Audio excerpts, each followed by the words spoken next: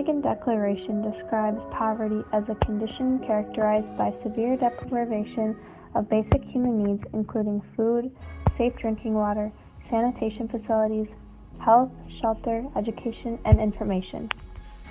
Although 46 out of the 50 states in the nation saw a significant increase in total population living in poverty in the past 5 years, poverty has increased more dramatically in Wisconsin than in any other state. According to the latest statistics published by the Census Bureau in 2016, 43.1 million people live in poverty.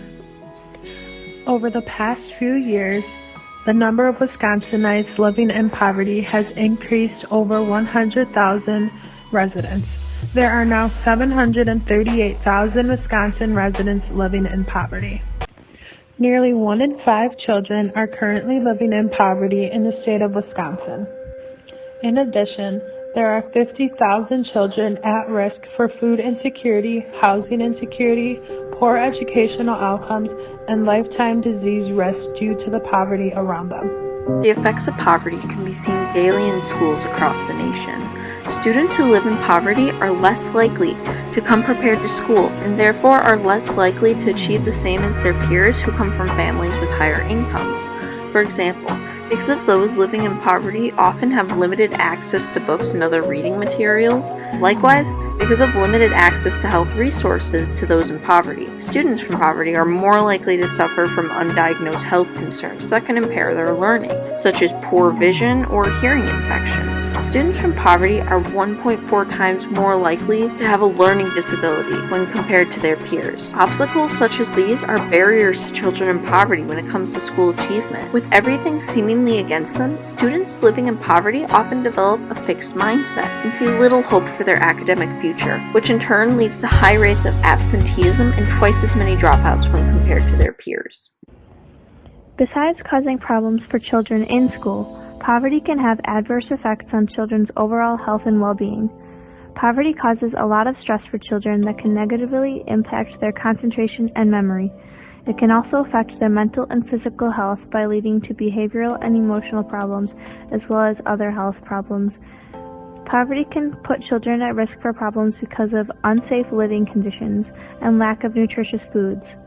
Money scarcity often forces families in poverty to choose between paying for bills and rent or paying for food. Sometimes families will not have enough money to pay for electricity, leaving their homes in darkness. This makes it very difficult for children to get their homework done. How many of you have had the lights turned off at your house? Head Start is a program that provides comprehensive early childhood education, health, nutrition, and parent involvement services to low-income children and their families.